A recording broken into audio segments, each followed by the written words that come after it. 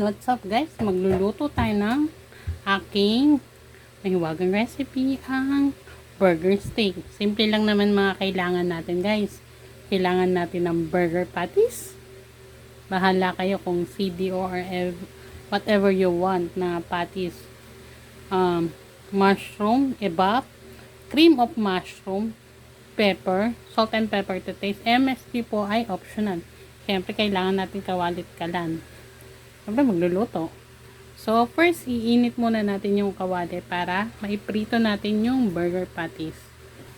Siyempre, guys, pag mainit na yung kawali, isasalang na natin yung mga patties. Like this, oh.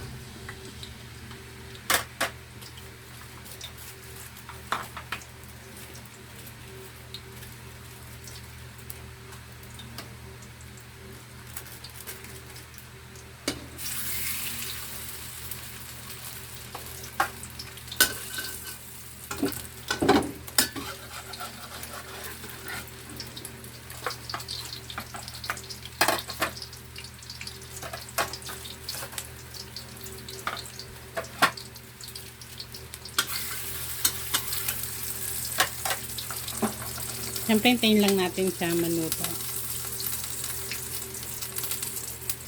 Pag naluto na siya, ipiflip na siyempre natin, babaliktad. And guys, pag naluto na natin tong patties, pwede na natin siyang iset aside.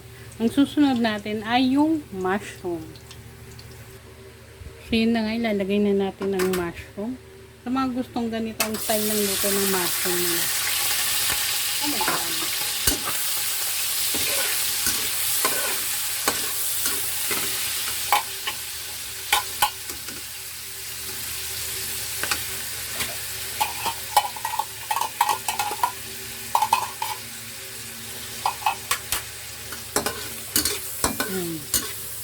Labaan natin sa mantika, siyempre yung mushroom.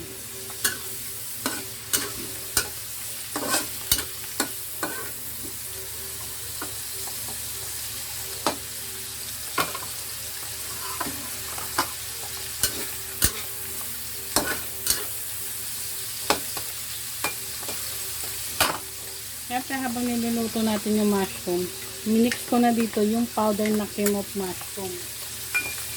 Depende kasi pag ang binili nyo cream of mushroom is liquid na.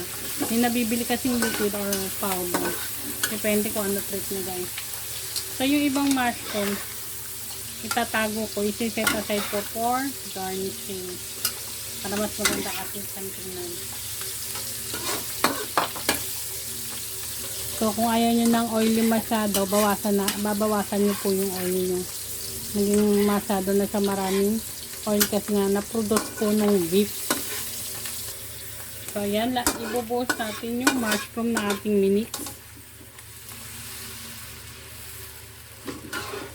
Halalay lang po kasi dito. Depende po kasi kung gano'ng kalapot ang gusto nyo mangyari.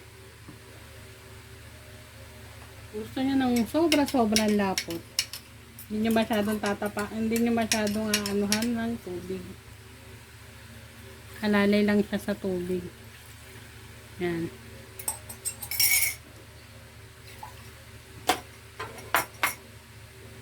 And titimplahan na po natin siya ng pepper.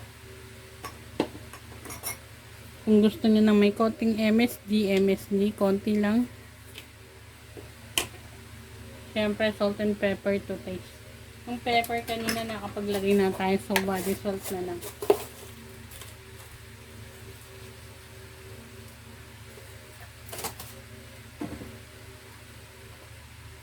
Kailangan niya hinahalo-halo. Ayan. So, yung milk, ilalagay na rin natin. Dahil hindi ko pa, ayan, nabutas ko na pala. Akala ko hindi ko pa nabutas yung milk eh. Nagdadagdag kasi ebak sa creaminess nung mushroom. So, hintayin lang natin sa kumula. Dagdagan natin ng tubig baka kasi sumobra ang lapot. So, yan. Hintayin lang natin siya guys kumulo. So, hahalu-haluin kasi natin baka masunog yung ilalim niya. Yan. Ano-anuhin lang natin. Halu-haluin hanggang lumapot. Nakikita nyo naman pag lumalapot na siya, di ba guys? Para sa extra taste, kung gusto nyo lang ha, lagay tayo ng beef cubes. Kapiranggot lang guys para hindi umalat. Kasi aalat siya yung masyadong marami. Para you can put other or dadagdagan po natin siya ng tubig kasi sobrang lapot niya pa. Para hindi mawala yung lasa ng mushroom. Continue lang yung halo para makita natin yung lapot niya.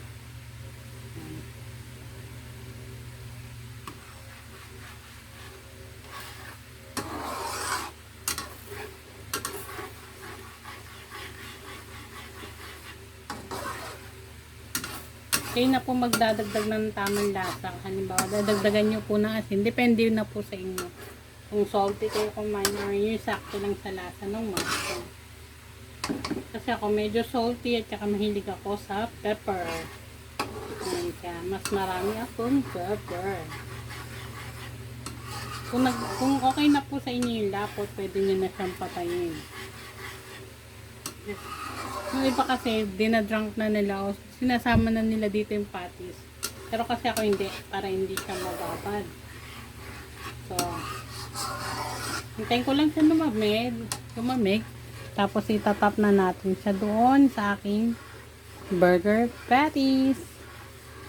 So, yan. There you have it guys. Ilalagay na natin yung burger steak na sauce. Medyo mainit pa siya kaya hindi pa masyadong thick. Pero pag lumamig siya, sobrang thick na yan. So maglalagay na tayo ng konti. Para kasi maganda siya kasi mainit-init pa. Yan. Yan. Hindi pa kasi siya masyadong malapot.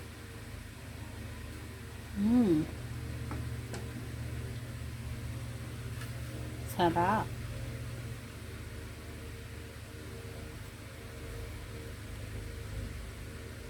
Oh, there you have it guys. Our very own burger mushroom steak. Yours truly. And says it to believe it.